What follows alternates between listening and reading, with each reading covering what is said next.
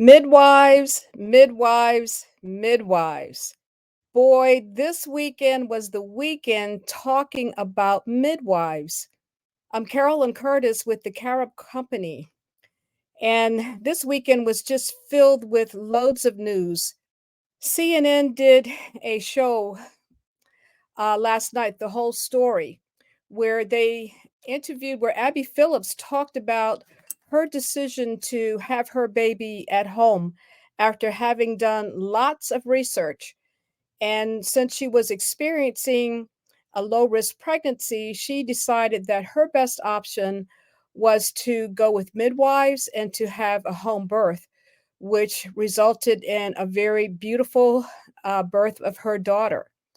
And she also went on to interview three other women and their journeys during pregnancy and their decisions about where to have their babies. It was a beautiful story, and you will be able to also see that. I will put information in the description, but it covered the use of midwives in three locations where women had their births with midwife at home, where they also had their birth with a midwife in a birthing center, and also with a midwife led team in MLK Hospital in Los Angeles, California, where the midwives pretty much managed all of the normal births for in that hospital. And when there were complications, then the physicians managed that. So if you are having concerns about midwives or looking at midwives as an option, there is loads of research that shows you that midwives are effective. There's lots of evidence to say that they are effective in reducing low birth weight, reducing the cesarean section rate, great outcomes with the use of midwives. Now, I'm going to ask you to please subscribe to my channel because I will be bringing you continuous information related to pregnancy and birth and also contraception. We're going to get started on that topic as well. So please subscribe. I have loads of viewers, but now I need you to push that subscribe button. Now, the other big news that also helps you to understand that the evidence is on the side of midwives is in order to reduce the maternal mortality rate that's being experienced within the Black community. The Centers for Medicaid and Medicare announced this weekend also that they're going to be putting out approximately $750 million over a 10-year period to reduce the maternal mortality. And how they're going to do that is to increase the preferences for women in regard to birth providers, where they will be covering midwives. Often midwives are covered with insurance anyway, but they will be continuing to cover midwives. They will be covering the cost of doulas. They will be covering the cost of perinatal health specialists that can help in the community and also help women to address other social issues that can impact pregnancy. Those things, we know that mental health, once again, is what is the largest killer of women during the pregnancy and postpartum period is mental health. And so mental health interventions are needed and required.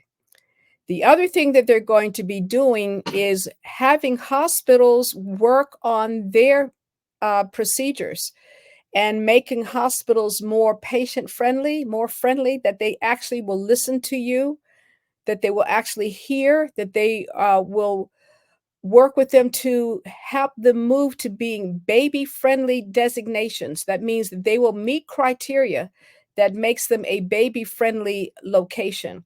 If you go to their website now, you can put in your state and it will indicate for you which hospitals where you live have reached or have the baby-friendly designation.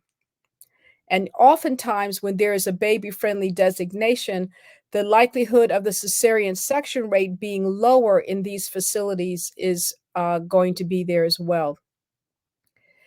They will also be working with hospitals to look at their procedures. There will be a lot of data collection around all of this to look at the use of evidence-based procedures. There are a lot of procedures that occur in labor, but the research does not necessarily support that they are the best thing to do. Okay? And so therefore, there will be data collection as well for in these states that will be getting this money. They will be looking at being able to provide prolonged postpartum care. In the World Health Organization, which looks at care around the world, has defined postpartum period as being up to 1 year after a mother has had her baby. And so this will provide coverage for things such as home visits, um, mental health visits, other things to provide the coverage for those types of services that women will need for that first year after they've had their baby. More than likely, contraception services would also be covered.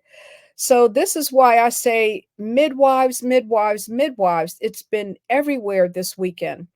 And so I want you to consider that. Now, all of these different kinds of things that are going to be moving into place are the exact kinds of things that I have been talking about that will be included in my coaching program on mastering pregnancy and birth.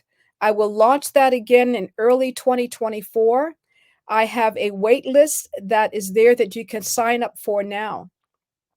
But that coaching, mastering pregnancy and birth coaching program is going to help you to really understand your health, understand your health risks so that you know what your health risks are as you go into your pregnancy, help you to be able to choose providers and the birth location that you want to use that is best suited for you. Not every location is best for everyone. Some might choose to have their baby at home. Some may choose to have their baby in a birth center, and many will continue to choose to have their baby within a hospital setting. It's also to help you to understand informed consent, what you're giving consent for.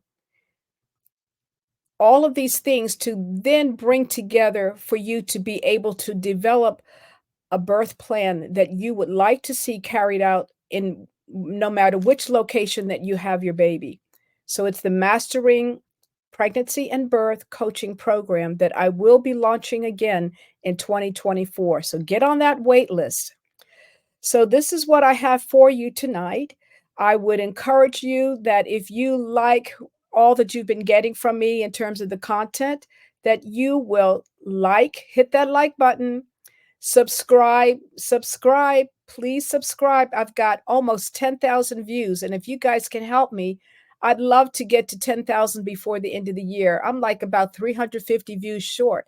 So tell your friends, your family, your sister, your brother, aunts, uncles, cousins, colleagues at work, tell them about this channel. And I will be signing off at this point in time, but thank you for your time, and I look forward to speaking with you again. So have a great night. I also would encourage that if you have any questions, please feel free to send an email to me. I'm happy to respond to any questions that you might have. So thanks again and have a great evening. Bye-bye.